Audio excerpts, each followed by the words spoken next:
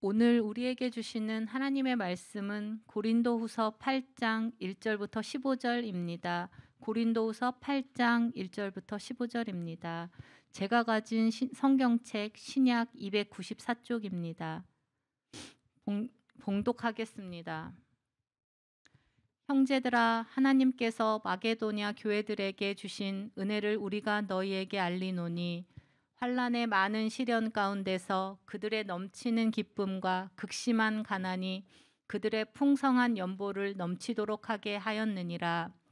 내가 증언하노니 그들이 힘대로 할 뿐 아니라 힘에 지나도록 자원하여 이 은혜와 성도 섬기는 일에 참여함에 대하여 우리에게 간절히 구하니, 우리가 바라던 것뿐 아니라 그들이 먼저 자신을 주께 드리고 또 하나님의 뜻을 따라 우리에게 주었도다. 그러므로 우리가 디도를 권하여 그가 이미 너희 가운데서 시작하였은즉 이 은혜를 그대로 성취하게 하라 하였노라.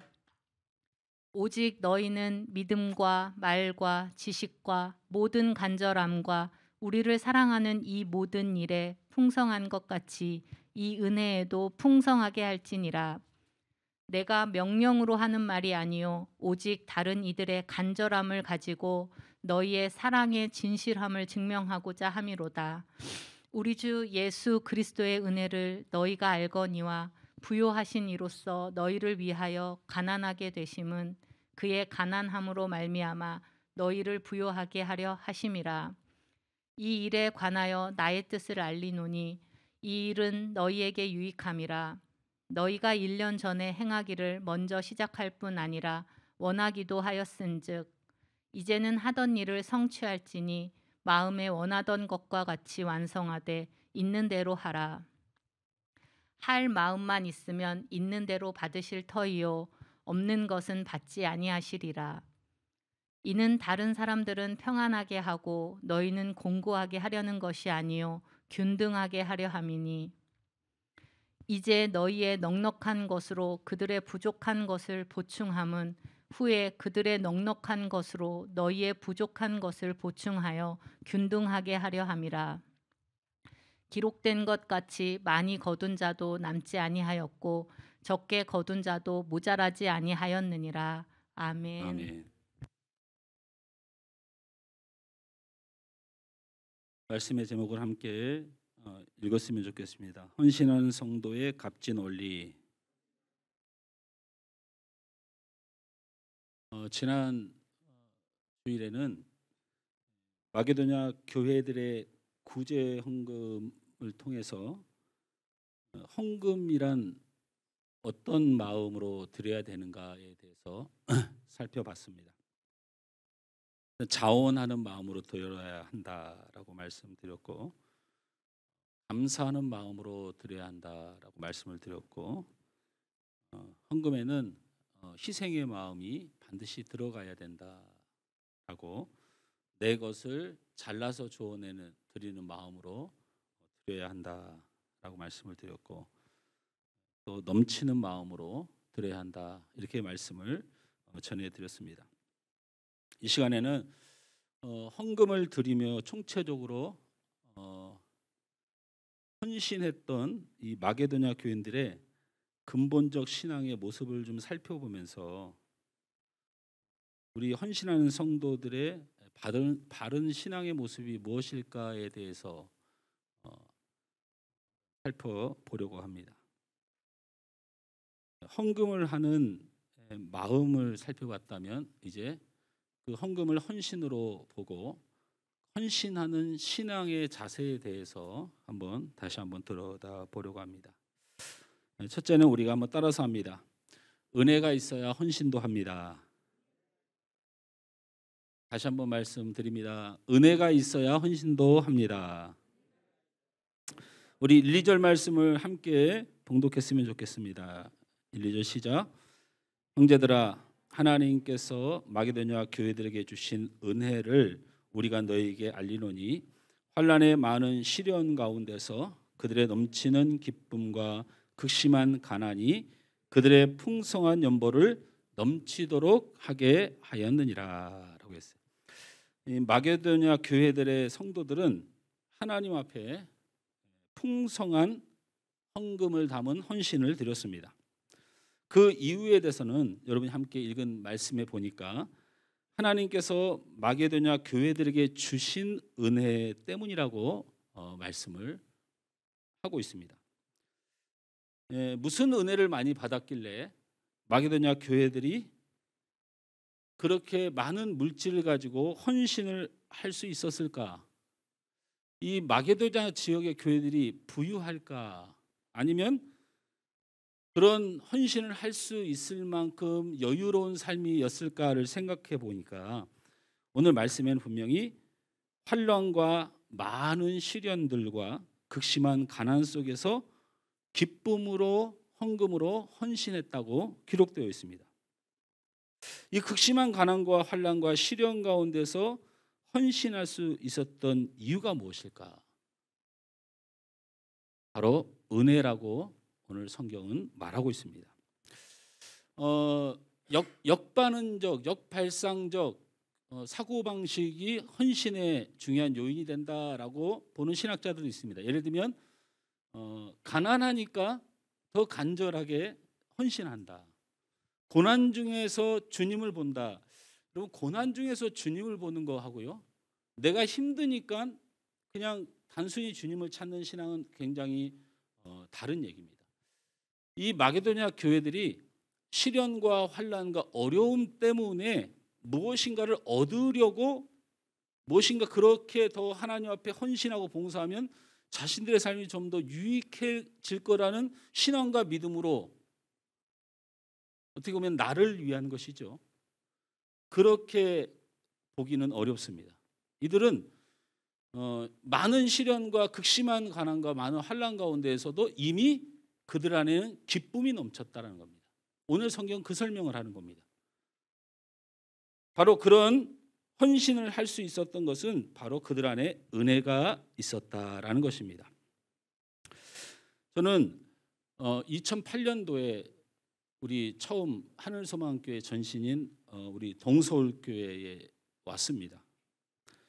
근데 저는 1994년도부터 전도사 생활을 시작했습니다.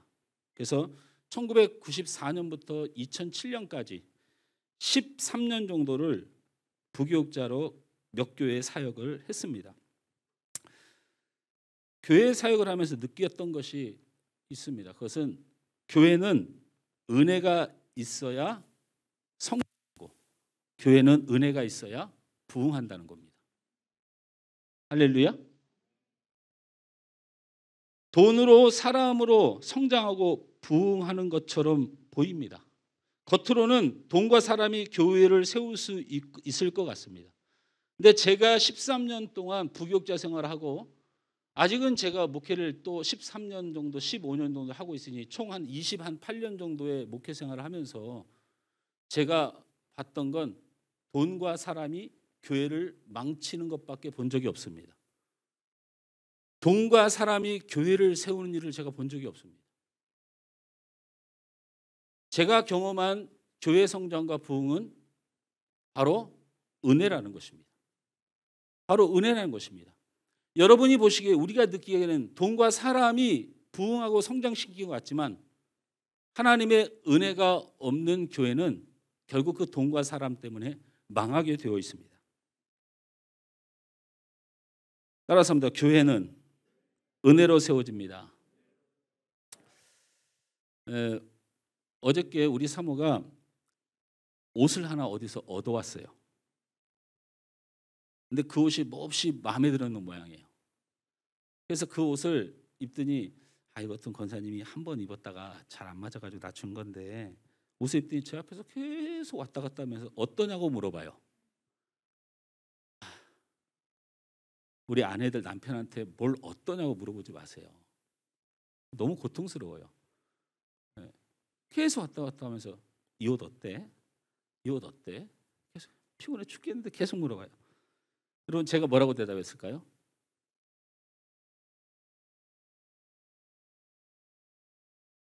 그걸 오늘 아침에도 물어봐요. 오늘 아침에도 입고 돌아다니면서 제가 뭐라고 대답했을까요? 결국 우리 집에서 무슨 일이 있었냐면 우리 사모가 저한테 아니 사람이 좀 뭘 물어보면 대답을 해줘야지. 어휴 내가 이런 남편하고 그러면서 그러고 나갔어요. 그러니까 저는 아무 말도 안 했어요. 그냥. 여러분 아무 말도 안 해야 돼요. 저 옷 입을 때마다 와서 물어볼 거 아니에요. 따라서 합니다. 기대할 사람에게 기대하자. 제발 그러자는 거예요. 우리가. 기대할 사람에게 기대해야 됩니다. 저는 그런 걸 잘 볼 줄도 모를 뿐만 아니라 그런 말 잘 할지도 몰라요. 그런데 다시 올라왔어요. 우리 사모도 의지력이 대단합니다. 이번에는 얼굴이 싱글벙글해 갖고 왔어요. 제가 그래서 오직했으면 설교문 외에 이걸 써왔어요. 너무 은혜가 돼가지고 싱글벙글해 갖고 완전히 그냥 무슨 봄날에 그 꽃 그늘 아래 아주 그냥 바싹 웃으면서 막 뛰어다니는 소녀처럼 올라가지고 막 펄쩍펄쩍 뛰면서 막 그래요. 그래서 저 사람 왜 저런가 했더니 자기를 이쁘다고 했대요. 나는 그런 말을 한 적이 없습니다. 이쁘다고 했다는 거야. 너무 잘 어울린다고 했다는 거야. 그래서 막 빙빙 돌고 난리가 났어요. 그래서 저 사람이 왜 저러나. 그 이쁘다고 한 사람이 누구야 물어봤더니 김선희 권사님이래요. 그래서 내가 눈을 동그랗게 뜨면서 말을 하려고 하니까 또 있다는 거야. 그래서 그 사람은 또 누구야 그랬더니 김준혁이래요. 따라서 합니다. 믿을 만한 사람을 믿자. 여러분 우리 교회 김선희 권사님은요 그냥 아무거나 갖다 입어도 다 이쁘다고 말하는 분이고 우리 김준혁은 마마보이입니다. 엄마가 뭘 입었다고 하는데 그걸 안 이쁘다고 할 애가 아니에요. 여러분 저를 보고는 따라서 합니다. 기대할 사람을 기대하자. 우리 사모에게는 다 쳐다보고 한마디로 믿을 사람을 믿자.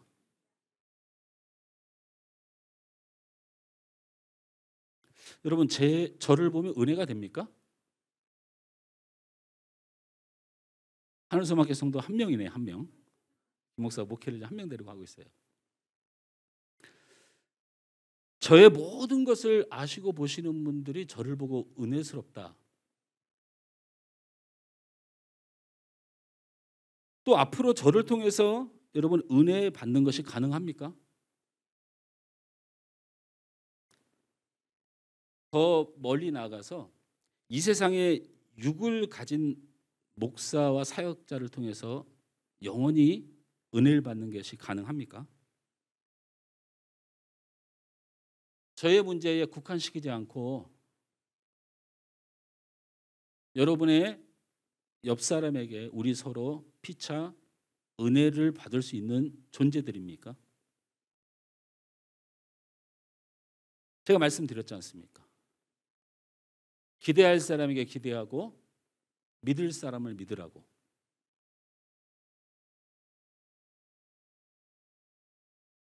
저는 목회를 하기 전에 제 신앙생활이 그러니까 2008년도와 2007년도 이전까지 13년의 그 교육자 생활 그다음에 담임 목사 생활 한 14년, 15년 이 시간들이 저에게 많은 혼돈을 가져다 준 것이 있습니다.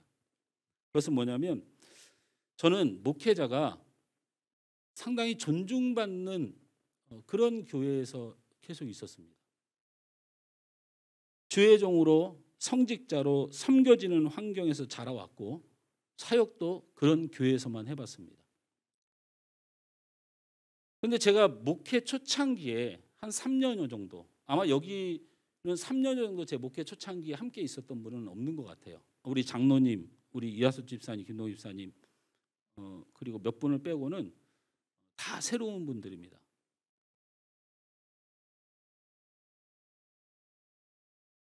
그때는 뭐 교회 청소하고 아마 지금은 좀 여러분 저를 도와주시고 우리 그 정원희 권사님도 아침에 차량 오는데 해주시고 또 필요한 것 따라 여러분이 또 우리 청년부 어디 갈 때나 뭘 할 때 우리 강희 간사님 운전해 주시고 이런 일들이 많지만 저는 지금까지 성도들 차량 운행을 멈춰본 적이 없습니다. 그냥 운전은 당연히 제가 하는 거예요. 누가 무슨 평일날 나와서 아니면 주일날 뭐 집사님 중에 청년 한 명이라도 제가 차량원을 돕겠습니다 하고 도와준 사실이 없습니다. 저는 그냥 운전수였고 청소부였던 것 같아요. 또는 성도들이 화를 낼 때 화풀이 용도, 무슨 삶에 이렇게 스트레스가 많은지 교회를 하면서 이런 걸 하면서 화낼 일이 없을 것 같은데, 그렇다고 내가 무슨 대단한 일을 한 것도 없거든요.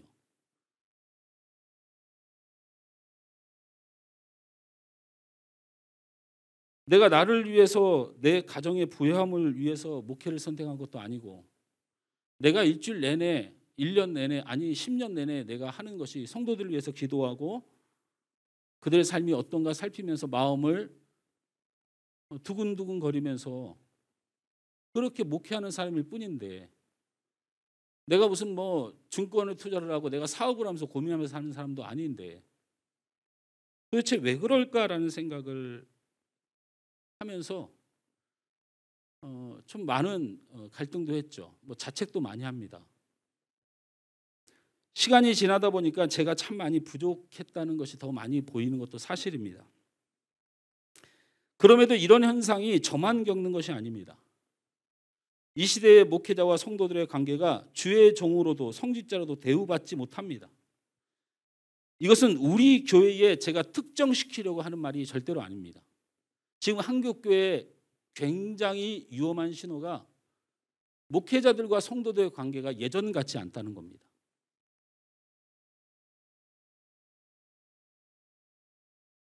그러나 저는 이렇게 생각하고 기도합니다.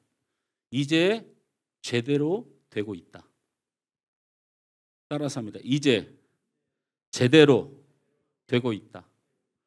드디어 해야 될 일, 벌어져야 될 일, 바로 세워져야 될 일이 이루어지고 있다. 목사님, 무슨 말씀 하시는 거예요? 목사님을 주의 종으로 성직자로 가르쳐도 잘 할까 말까인데 그런 말씀이 무슨 도움이 됩니까? 여러분 그렇게 생각할 수도 있습니다. 그리고 저도 존중받고 존경받고 섬김받고 싶습니다. 하지만 저는 그런 대우를 받을 만한 능력과 자질이 사실은 부족합니다. 그래서 부탁을 드립니다. 저를 주의 종이나 성직자로 보기보다는 한 연약한 인간으로 봐주시고 불쌍히 여겨주시기를 부탁드립니다. 여러분의 자녀같이, 여러분의 가족같이, 여러분의 형님같이 그런 인간 대 인간이 만나 여러분이 아껴주고 사랑해주는 그 위치로 제가 세워지길 원합니다. 이것이 목회자와 성도의 관계를 정상으로 유지시키고 회복하는 솔직한 길입니다. 여러분이 저를 주의 종으로 성직자로 보는 한 여러분은 결국 저 때문에 실망하고 좌절하고 낙심합니다.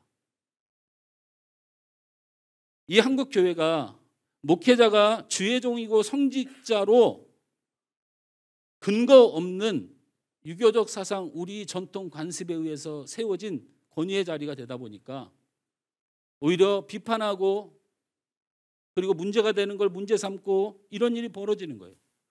그냥 내 형제고 내 가족이고 나를 위하여 돕고 내가 사랑하는 사람을 이겼다고 훈련받았다면 그 정도의 실수, 잘못 정도는 얼마든지 감싸줄 수 있는 너그러움이 하나님이 창조한 성도들 안에 그 인격 안에 존재함에도 불구하고 잘못된 가르침과 만남을 통해서 점점 목회자를 괴물을 만들고 또 성도들도 괴물이 되어왔던 겁니다. 여러분, 인간과 인간이 만나다 보니 감정이 상할 때도 있습니다. 서로 화를 낼 때도 있습니다. 서로 힘을 잃을 때도 있습니다. 그리고 실망하고 낙심할 때도 있습니다. 근데 문제는 말입니다. 제가 이렇게 말씀드렸잖아요. 은혜가 없는 교회는 성장할 수 없고 부흥할 수 없다. 제가 드리신 말씀은 은혜의 대상을 바로 하시길 주님으로 축원합니다. 은혜의 대상을 바로 하십시오. 은혜의 대상은 저도 아니고 옆에 있는 여러분도 아니고 이 환경도 아닙니다. 환경이 은혜스러운 건 존재하지 않습니다. 마게도냐 성도들의 헌신의 가장 핵심이 뭐냐면 은혜의 대상이 확실했다는 겁니다. 가난도 아닙니다. 부함도 아닙니다. 형제도 아닙니다. 여러분 고린도 교회는 이웃 교회입니다. 마게도냐의 대표적인 교회가 데살로니가 빌립보 교회인데 그 아래쪽에 고린도 교회가 있습니다.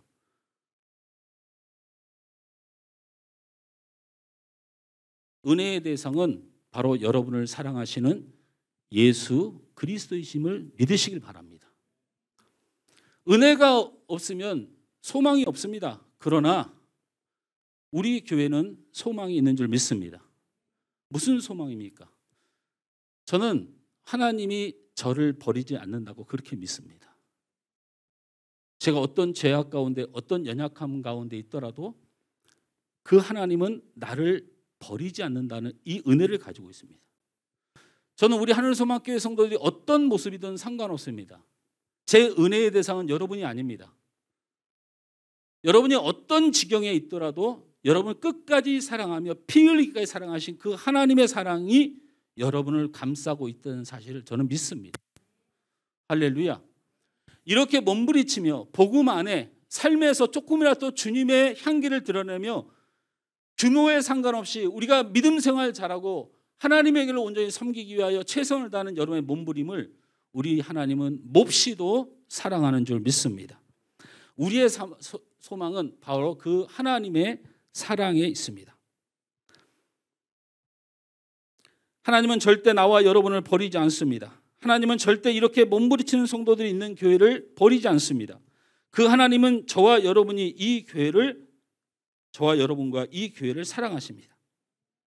우리들을 위해 자신의 모든 것을 버리며 구원하시기 위하여 자신의 모든 것을 쏟아부어 독생자 예수 그리스도까지 십자가 달아 죽이신 하나님의 은혜가 우리에게는 소중합니다.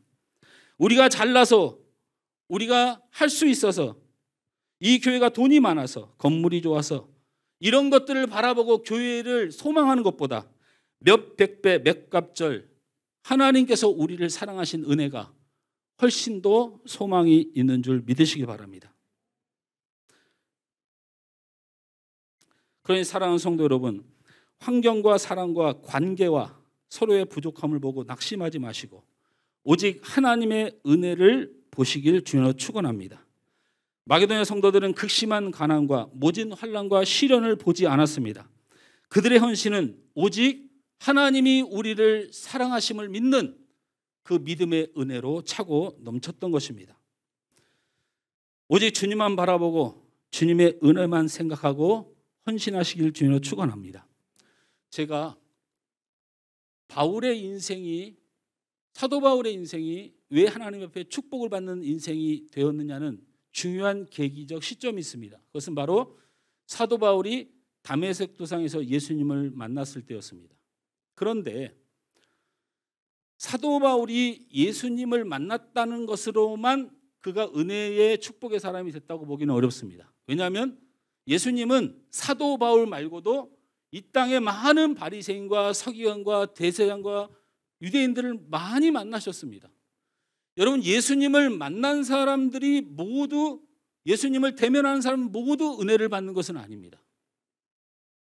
그런데 다메섹 도상에서 예수님을 만난 바울에게 일어난 일들이 아주 중요한 사건 하나가 바로 바울의 인생을 바꾸게 됩니다.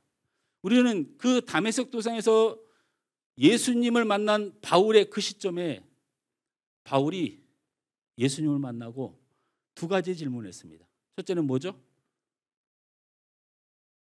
예? 첫째 이렇게 물었습니다. 주님은 누구십니까? 이렇게 물었어요. 내가 핍박하는 예수라. 예수님이 답하셨어요. 두 번째 물었습니다. 주님, 저한테 왜 이러시나요? 제가 무엇을 하길 원하십니까? 이렇게 물었어요. 여러분, 이게 다메섹 도상에서 바울이 예수님께 던진 두 가지의 질문이었습니다. 첫째는 주님 누구십니까? 두 번째는 내가 무엇을 하오리까? 근데 생각해 보면요, 바울이 인생을 이와 반대로 살았어요. 첫째, 내가 하나님 앞에 무엇을 할까를 먼저 열심을 냈어요. 하나님을 위해서라면 무엇이든지 하려고 열심을 냈다니까요. 바울이 그런 사람이에요. 우리가 흔히들 보면 최고의 헌신자입니다. 근데 결국 그가 어떤 사람이 됐습니까? 예수님의 대적자로, 예수님을 십자가에 죽인 자로, 하나님의 뜻을 거스린 자로 소개됐습니다. 이거 아이러니 아닙니까?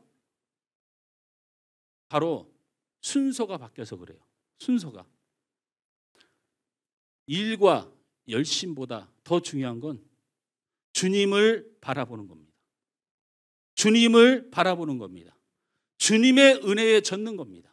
근데 바울은 이것을 거꾸로 살았어요. 그러니까 일과 열심과 자기 생각으로 계속 하나님의 일을 해도 계속 하나님의 일은 막고 하나님의 사람들은 죽어나가고 바울 옆에 신실한 주의 사람들은 다 죽어나가요. 근데 바울은 자신이 무엇을 잘못한지 몰라요. 열심히 했을 뿐이라고 하니까. 이게 교회를 망치고 나를 망칩니다. 일을 봅니다. 내 주변 사람 봅니다. 일어나는 환경 봅니다. 그게 다인 거예요. 주님은 안 보여요. 그래서 바울의 인생이 어떻게 바뀌었습니까? 주님은 누구십니까? 이제 주님의 은혜를 구하기 시작했어요. 그리고 일은 나중이에요. 바울이 한 번도 무엇을 하려고 계획한 적이 없습니다. 이제는 일은 버려두었어요. 여전히 열심히고 여전히 충성도 여전히 생명을 다했지만 이제는 급이 달라요. 그 안에 주님의 은혜가 가득 차니까. 환경이 안 보입니다. 자기를 죽일 많은 사람들이 안 보입니다. 사람의 시험이 안 보입니다. 오직 주님의 사랑, 자신을 붙드는 주님의 은혜, 그리고 성도들을 붙드는 주님의 은혜, 그리고 이 유대 땅을 붙드는 하나님의 일을 믿고 나아가는 겁니다. 주님을 먼저 생각하고 일하고 주님의 마음을 가지고 사람을 대하고 주님의 은혜를 가지고 헌신하시길 주님으로 축원합니다. 따라합니다. 주님의 은혜가 있어야 헌신도 합니다. 두 번째로는 또 한번 따라합니다. 헌신은 간절해야 합니다.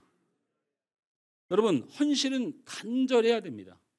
제가 이런 말씀을 드리는 이유는 헌신이라는 단어가 하나님 앞에 모든 것을 드리다는 뜻이잖아요. 우리의 그 용어로 보면 첫 번째 제가 말씀드렸다시피 여러분 하나님 앞에 드리는 최선은 주님의 은혜로 일해야 됩니다.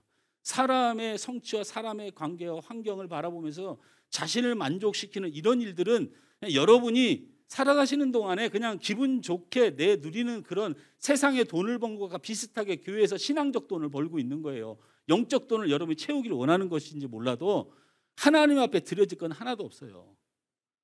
두 번째는 여러분이 하는 이 헌신, 봉사가 정말 간절해야 됩니다.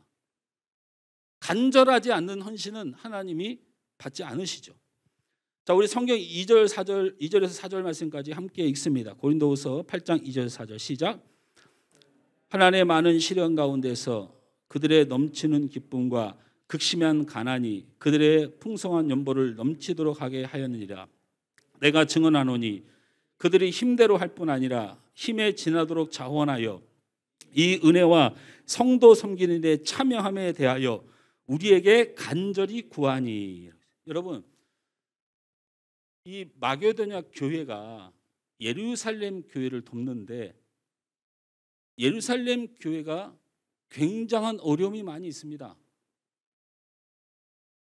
사실은 핍박을 받아 죽는 사람보다 굶어 죽는 사람이 더 많은 상황이 예루살렘 교회의 현실이었어요. 왜냐하면 예루살렘에서는 예수를 믿으면 모든 직업을 잃고 그냥 그들은 아무 경제적 유익이나 사회 경제적 시스템에 들어올 수가 없습니다. 그냥 그들은 예수를 믿고 그냥 교회에서 굶어 죽을 때까지 주님을 찬양하면서 죽어가는 거예요.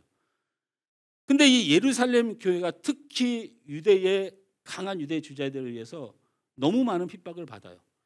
그러니까 이 예루살렘 교회 성도들이 막 죽어나가니까 이 마게도냐 교회 성도들이, 마게도냐 교회는 두 교회만 생각하셔도 돼요. 데살로니가하고 빌립보 교회인데 성도들이 돕기 위해서 헌금을 보냈다는 거예요. 그런데 상식적으로 보면 예루살렘 교회 성도들이 어려우니까 도움을 받길 간절히 바라고 그 사람들이 불쌍하고 그 사람들을 도와야 되겠다는 어떤 감정적 요소가 발생해서 마게도냐 교회 성도들이 그냥 돕는 입장이거든요. 근데 성경은 그렇게 소개하고 있지 않아요. 예루살렘 교회 성도들이 간절히 도움을 구했다는 것도 한 절도 없어요. 이상하게 마게도냐 교회 성도들이 더 간절했다는 거예요. 예루살렘 교회를 도와주자라는 마음이 간절했는지 무엇이 간절했는지 모르겠는데 이상하게도 간절함의 주객이 전도됐어요. 예루살렘 교회는 간절히 바라지 않습니다. 예수를 믿는 것이 가장 복되고 예수를 믿는 것이 내 삶의 가장 좋은 선택이라고 믿고 모두 순교하게 마음 먹고 예루살렘의 공동체에 모여서 그냥 다 죽어나가는 겁니다. 아니 내 아들이 내 부모님 예수 믿고 예수님을 구주로 시인하고 죽어나가는데 그 자식이 뭐가 아깝겠어요. 그런 믿음으로 나가기 때문에 그들에게는 내가 가난하고 내가 못 먹고 그런 게 아쉬웠으면 예수 안 믿고 떠났겠죠. 아쉬운 게 없습니다. 이건 실제로 예루살렘 교회 성도들은 물질이나 헌금에 아쉬움이 있는 사람들이 아니에요. 이 간절함이 여기는 오히려 없어요. 순교가 그들이 더 복된 삶으로 여겼다는 겁니다. 그런데 이상하게도 거꾸로 도와주고 협력해주는 마게도냐 성도들이 간절했다고 그래요. 이 본문이 그 얘기를 하고 있는 거예요. 저들이 간절히 도와주기를 구하니 도와주기를 간절히 우리가 좀 도울 수 있도록 우리 것을 받아주세요. 우리가 저들을 도와줄 수 있도록 예루살렘 교회 우리가 헌금을 보낼 수 있도록 우리의 소원을 좀 들어주세요. 이렇게 하고 있다는 것입니다.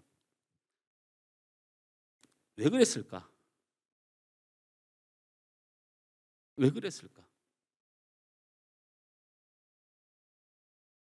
이것이 하나님이 기뻐하는 일이라는 것을 알았다는 겁니다. 이것이 하나님께 드리고 있다는 사실을 분명히 믿었다는 거예요. 단선적으로 어려우면 돕는다는 논리가 아닙니다. 여러분 생각 뜯어 고치셔야 돼요. 우리가 선교하고 구제하고 헌신하고 봉사하는 것 연약한 사람을 돕는 마음으로 좋습니다. 그렇게 환경 바라보고 여건 바라보고 그 논리 바라봐서 도와주다가 상처 입고 고통받으면 어떻게 하시려고 그래요? 단선적으로 어려우면 돕는다는 논리, 도움으로 만족한다는 원리인 세상의 신념이 아니라 이 일은 하나님이 기뻐하시는 일, 하나님이 받으시는 일이라는 것을 철저하게 믿었기 때문에 그들은 하나님 앞에 간절했던 거예요. 하나님 앞에 줄을 섰던 겁니다. 헌신을 가지고 돕는 일을 가지고 자기의 만족과 자기의 베풀음에 대하여 만족을 원했던 것이 아니고 성경의 구정이나 인간의 도리를 지키려고 했던 것이 아니고 가장 중요한 그들의 신앙의 원인은 이것이 하나님이 받으신다는 사실로 그 하나님 앞에 줄 서기를 간절히 원했다는 거예요. 할렐루야. 여러분 잠언 19장 17절 말씀에 이런 말씀이 있습니다. 함께 읽습니다. 시작. 불쌍히 여기는 것은 여호와께 꾸어 드리는 것이니 그의 선행을 그에게 갚아 주시리라. 마게도냐 성도들에게는 가난한 사람을 돕고 어려운 사람을 돕고 하나님 앞에 어떤 봉사를 헌신하는 일은 내가 하나님 앞에 지금 꾸어주고 있는 것이라는 성경을 믿었다는 거예요. 믿었다는 것입니다. 여러분 하나님께 돈 꿔줘 보신 분이 있어요?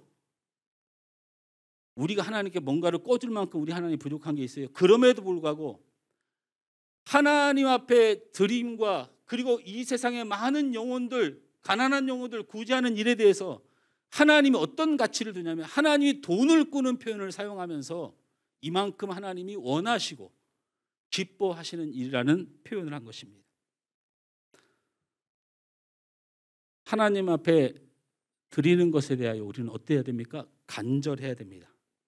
우리 헌신은 억지가 아닌 바로 이 하나님 앞에 자신을 드리는 것 같은 간절함이 바로 하나님 앞에 헌신할 수 있는 복된 길인 줄 믿으시길 바랍니다. 세 번째로 따라서 합니다. 사랑의 증거가 헌신입니다. 우리 6절에서 8절 말씀을 한번 눈을 크게 뜨고 한번 함께 읽습니다. 시작. 그러므로 우리가 디도를 권하여 그가 이미 너희 가운데서 시작하였은즉 이 은혜를 그대로 성취하게 하라 하였노라. 오직 너희는 믿음과 말과 지식과 모든 간절함과 우리를 사랑하는 이 모든 일에 풍성한 것 같이 이 은혜에도 풍성하게 할지니라. 내가 명령으로 하는 말이 아니요 오직 다른 일에 간절함을 가지고 너희의 사랑의 진실함을 증명하고자 함이로다. 이 이야기는 잠깐 얘기를 해야 됩니다. 고린도 교회 성도들이 하나님 앞에서 무엇인가 헌신하고 헌금을 하고 일을 계획했습니다. 하나님의 뜻을 위해서 하나님의 일을 계획했는데 이들이 무엇이 문제인지 모르지만 잠깐 멈추고 있었어요. 하나님의 일을 계획하는데 멈춤이 우리 안에 있습니다. 그거는 내 스스로 연약해서도 멈추지만 환경적 요인으로도 멈춰져 있는 일이 있어요. 내가 하나님 앞에 무엇을 하고 싶은데 잘 안 되는 일, 멈춰져 있는 일이 외부적으로 내부적으로 발생합니다. 이 고린도 교회도 그런 상황을 맞이하게 됐습니다. 그런데 오늘 바울이 뭐라고 말하냐면 그 일을 멈추지 말라고 얘기합니다. 그 일을 포기하지 말라고 말합니다. 네가 하나님 앞에 소원하고 마음에 품었던 너의 꿈을 포기하지 말라고 말합니다. 하나님을 위하여 하려 했던 모든 신앙의 결심들을 포기하지 말라고 말합니다. 왜 그렇습니까? 그것은 하나님을 사랑하는 증거가 되기 때문입니다. 할렐루야.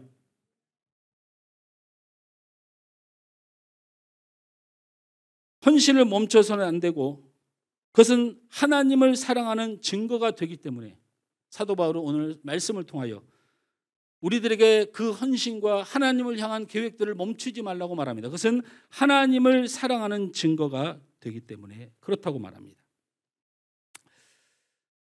여러분, 데이트 비용을 아까워하는 남자를 사귀지 마십시오.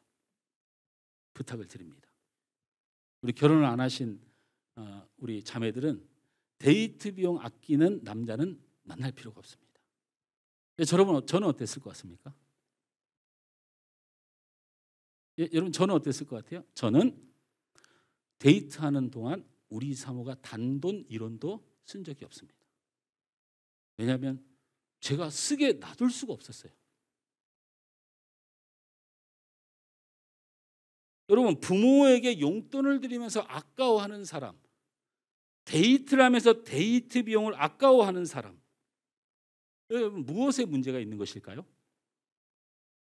여러분, 사랑에 문제가 있다고 저는 확신합니다. 사랑을 제대로 해보십시오. 아까운 게 없습니다. 부모님들이 자식에게 뭐든지 잘 되길 바라고 무엇이든지 해줄 수 있습니다. 진짜 내 심장까지 떼어서 줄 수 있습니다. 그 이유가 뭡니까? 사랑입니다. 사랑. 여러분, 근본 중고등부 청년부 수련을 하는데 우리 성도들이 청년 중고등부 반, 일반 성도 반이잖아요. 그런데 이렇게 많은 찬조를 거둬본 일이 없습니다. 아니요, 제가 억지로 거둔 것도 아니에요. 제가 금액을 말하면 깜짝 놀랄 겁니다. 그냥 거의 저희 한 달 예산하고 맞먹는 찬조금이 들어와서 이걸 어떻게 해야 될지 모르겠는 거예요. 어느 정도까지 상황이 벌어졌냐면 교육자들을 불렀습니다.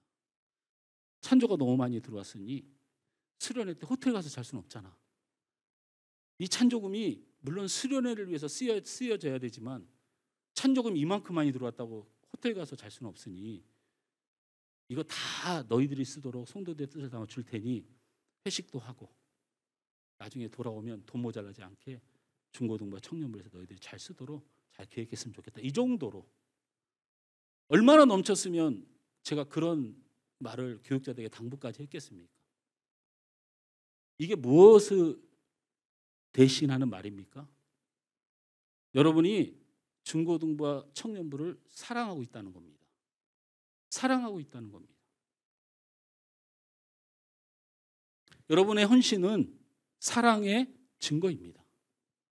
무슨 기대와 무슨 의미를 가지고 헌신하고 봉사하십니까? 여러분이 열심히 한 거 누굴 위해서 하는 겁니까? 여러분이 최선을 다하는 게 누굴 위한 것입니까? 여러분을 위한 것입니까? 아니면 옆에 있는 사람을 위한 것입니까? 여러분이 최선을 다해 헌신하는 것은 무슨 증거가 되냐면 바로 여러분이 하나님을 사랑한다는 증거일 뿐입니다. 그것뿐만이 남습니다. 네 번째로 마지막으로 말씀을 정리하면서 우리 함께 따라합니다. 헌신은 균등하기 위해서 합니다. 여러분 말씀을 듣다 보면 졸릴 수도 있는데 잘 졸아도 돼요. 이 앞에 건 다 다른 목사님들도 많이 설교하는 거니까. 근데 이 네 번째는 정말 우리 교회 성도들은 귀를 쫑긋하고 들어야 됩니다. 자, 볼까요? 따라서 합니다. 헌신은 균등하게 하기 위해서 합니다. 말씀을 한번 우리 쭉 보죠. 9절, 13절, 15절 말씀을 한번 봅니다. 잘 보십시오. 같이 읽습니다. 시작. 우리 주 예수 그리스도의 은혜를 너희가 알거니와 부유하신 이로써 너희를 위하여 가난하게 하심은 그의 가난함으로 말미암아 너희를 부유하게 하려 하심이라. 이는 다른 사람들은 평안하게 하고 너희는 공고하게 하려는 것이 아니요 균등하게 하려 함이니 기록된 것 같이 많이 거둔 자도 남지 아니하였고 적게 거둔 자도 모자라지 아니하느니라. 제가 이 말씀을 그냥 띄워놓으세요. 9절부터 15절까지를 쭉 쓰고서 균등하게 하려고 하는 것이 하나님의 뜻이다라고 설명을 해야 되는데 너무 말씀이 많아가지고 저렇게 9절, 13절, 15절을 쓴 거예요. 9절을 보세요. 예수님이 부유하신데 우리를 위해서 가난하게 되셨다라는 얘기는 우리와 균등해지려고 하셨다라는 거예요. 이해가 되셔요? 가난한 우리가 예수님의 은혜를 덧입는 것은 우리가 부유한 자가 됩니다. 물질적인 부유를 얘기하는 게 아니고 구원의 하나님에서 거룩한 자로서 부유한 자가 됩니다. 이것 또한 예수님의 거룩함과 우리를 균등하게 하려고 하는 목적이 있다는 거예요. 자세한 설명은 너무 쉽게 얘기해 줄 건데 균등이란 말, 예수님이 낮아지심은 우리와 균등을 위함이고 예수님께서 우리를 높이신 이유는 자신과의 균등을 위하여 사역하신다라는 겁니다. 자, 13 그냥 띄워주세요. 13절 보면 이는 다른 사람은 평안하게 하고 너희는 곤고하게 하라는 것이 아니요. 그거 좀 도와주고 헌금해가지고 그 사람들이 부유하게 되고 너희들은 좀 가난하게 되고 그 사람들이 모자 이런 의미가 아니고 우리는 서로 균등한 것이 원칙이라는 겁니다. 자, 15절의 말씀에 그래서 결정적으로 이 말씀을 써놓은 거예요. 이 15절 말씀이 아주 중요합니다. 같이 읽습니다. 기록된 것 같이 많이 거둔 자도 남지 아니하였고 적게 거둔 자도 모자라지 아니하였느라. 이제 저를 보시면 됩니다. 제가 설명하면 간단합니다. 이 균등이라는 단어는 이소테스라는 단어로 성경에 기록되어 있습니다. 원어가 헬라어가 이소테스라는 단어인데 이게 옛날 갖고 있는 성경에는 평균하게 하려 하다, 평균하게 하다, 공평하게 하려 하다 이렇게 기록된 성경들이 많습니다. 너무 혼돈이 많고 너무 이렇게 말들이 많으니까 이거를 우리가 보는 성경에서 균등하게 하려면 바꾼 건데 중요한 건 여러분 성경을 지금 봅니다. 여러분이 갖고 있는 성경 고린도서 8장 15절에 기록된 것 같이 하고 많이 거둔 자라는 그 사이에 여러분 갖고 있는 성경에 무슨 표시가 있어요? 핸드폰은 열심히 찾아도 죽어도 안 나옵니다. 그래서 제가 성도는 성경책을 들고 다니라고 권면드립니다. 거기 뭐라고 써 있어요? 그렇죠. 여러분이 갖고 있는 성경에 이렇게 써 있습니다. 기록된 것 같이 많이 거둔 자도라는 그 말 사이에 기역자가 써 있습니다. 그렇죠? 그 기역자는 어디에 성경의 뜻을 인용했다라는 뜻입니다. 그게 어디입니까? 출애굽기 16장 18절. 우리 한번 다 같이 읽습니다. 출애굽기 16장 18절 시작. 오멜로 되어 본즉 많이 거둔 자도 남음이 없고 적게 거둔 자도 부족함이 없이 각 사람은 먹을 만큼만 거두었다. 저를 봅니다. 이제 설명을 드릴게요. 헌신은 균등하게 하려 함이라. 균등을 위해서다 라고 말씀드렸습니다. 잘 들어보세요. 이게 무슨 얘기냐면 이스라엘 백성들이 출애굽을 해서 굶어 죽게 생겼습니다. 참다 모세하고 아론에게 우리가 애굽에 있었으면 죽더라도 실컷 먹고 죽었을 것인데 하나님의 나라고 나발이고 여기서 다 굶어 죽게 생겼다. 그리고 모세와 아론을 막 원망합니다. 하나님 앞에 모세가 울면서 기도합니다. 하나님, 연약한 육신을 가진 저들이 그럴 수도 있잖아요. 그런데 현실은 굶어 죽게 생겼습니다. 그러니까 하나님이 모세와 이스라엘 백성들을 불러서 뭐라고 말해요? 저녁에는 고기를 먹을 것이고 낮에도 먹을 것을 주겠다. 해서 메추리아가 만나를 내려줍니다. 이 얘기의 핵심은 만나입니다. 여러분, 만나는 어떻게 내려지는 거죠? 저녁에 메추라기를 줍니다. 떨어뜨려 줬는지 어떻게 되는지 저는 잘 몰라요. 근데 만나는 형성 과정이 있습니다. 이슬이 내립니다. 밤 사이에. 그래서 밤에 저녁에 이스라엘 백성들이 메추라기를 먹고 만나를 먹고 싶어도 만나가 없습니다. 없어요. 찾고 싶어도 못 찾아요. 만나를 그렇게 얻었던 게 아니에요. 잘 들어보세요. 저녁에 메추라기를 먹고 잠을 잡니다. 그 사이에 이슬이 내려요. 이슬이 쫙 내리죠. 아침에 해가 뜨면 그것이 마르죠. 그러면 그 물 이슬 같은 것이 말라가지고 생긴 게 뭐냐면 만나예요. 마르고 나면 몸 푸석푸석하고 동글동글한 게 생겨납니다. 그게 만나예요, 만나. 근데 이 만나를 먹으니까 너무 맛있고 너무 좋습니다. 하나님이 만나를 주면서 무슨 원칙을 정했냐면 많이 가져봐야 소용없어. 의미가 없어. 왜 의미가 없냐면 만나는요, 하나님 내려주면서 어떻게 만드셨냐면 들어보세요. 자, 우리는 요만큼이면 내 한 끼로 가능합니다. 근데 배가 고프다 보니까 많이 가져가요. 집으로 가져갑니다. 만나가 막 바닥에 깔려 있으니까 막 서로 막 싸우고 난리가 났을 거 아니에요. 가져갑니다. 그래갖고 집에 쌓아놨어요. 실제로 하나님 말씀을 안 들었다 그랬어요. 필요한 만큼만 가져라고 말했는데 말을 안 듣고 이스라엘 백성들이 눈이 뒤집혀갖고 맛있으니까 막 갖다가 집에다 쌓아놓는 거예요. 근데 이게 자기가 먹고 나서 딱 남겨두면 그게 어떻게 돼요? 전부 다 썩어버려요. 희한하지 않습니까? 아니, 목사님, 우유도 하루 놔두면 따뜻하면 상하는데 뭐가 희한해요? 희한하다는 얘기는, 근데 희한하게도 토요일 날 거듭 만나는 주일 날 거두러 갈 필요 없이 그게 쌩쌩합니다. 그래서 하나님이 안식일에 일하지 말고 토요일 날 걷어간 것을 썩지 않게 줄 때 그때는 이틀치만 걷어가라 이렇게 말합니다. 그런데 욕심을 내고 막 가져갔잖아요.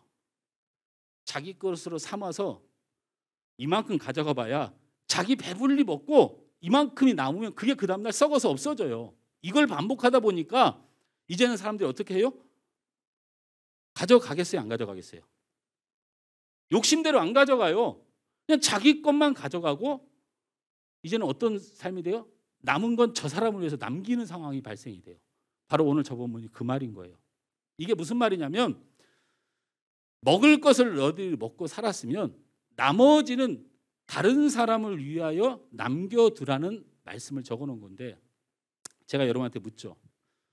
여러분, 만나는 누구의 예표입니까?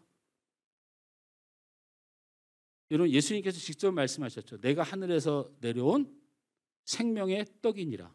그 말이 만나란 얘기죠. 만나는 예수님에 대한 예표입니다. 그러면 이게 무슨 말일까요? 균등하게 하라. 헌신은 균등하게 해야 된다. 우리가 예수님을 예표했다고 했습니다. 만나를 통하여 우리가 일용할 양식을 취하면 나머지 만나는 다른 사람이 먹도록 최선을 다해야 된다는 겁니다. 우리가 예수님의 구원을 받은 구원의 공동체면 다른 곳에도 구원의 공동체를 이루어갈 수 있도록 우리가 최선을 다하자는 말을 하고 있는 겁니다. 사도 바울은 무슨 얘기를 하는 겁니까? 마게도니아 성도들의 신앙 중에 중요한 게 뭐였냐면 균등이라는 것입니다. 그 균등이 자신들은 가난하고 없음에도 불구하고 나눠주는 물질적인 것의 균등이 아니고 자신들이 하나님의 은혜를 받고 구원을 받은 그 은혜가 자신들에게 차고 넘치니 예루살렘 교회가 절대로 무너져서는 안 된다. 다시 말하면 만나의 일이 멈춰서는 안 된다. 다시 말하면 구원의 일들이 멈추면 안 된다는 사실로 헌신하기 시작했다는 겁니다. 여러분, 우리가 드리는 구제헌금, 선교헌금 돕는 것이 아닙니다.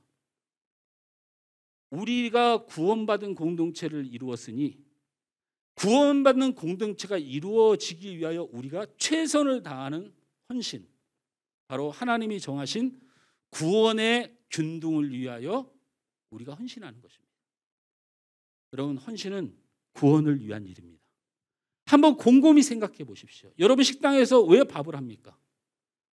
여러분이 왜 교회에서 청소를 합니까? 여러분이 왜 찬양팀에서 악기를 다룹니까? 무엇을 위해서 합니까? 바로 하나님의 구원의 공동체를 위하여, 하나님의 구원의 일을 위하여 힘쓰는 것이라는 겁니다. 따라서 합니다. 헌신은 구원을 위해 하는 것입니다. 헌신은 균등하게 하렴이나, 이 말의 해석은 헌신은 구원을 위해서 하는 것이다 라는 말로 해석되는 겁니다. 말씀은 맺습니다. 헌신은 열심과 도움과 봉사와 덕을 이야기하는 것이 아닙니다. 다시 한번 따라합니다. 헌신은 하나님의 은혜가 있어야 합니다. 헌신은 하나님께 드리는 것입니다. 그러므로 간절해야 됩니다.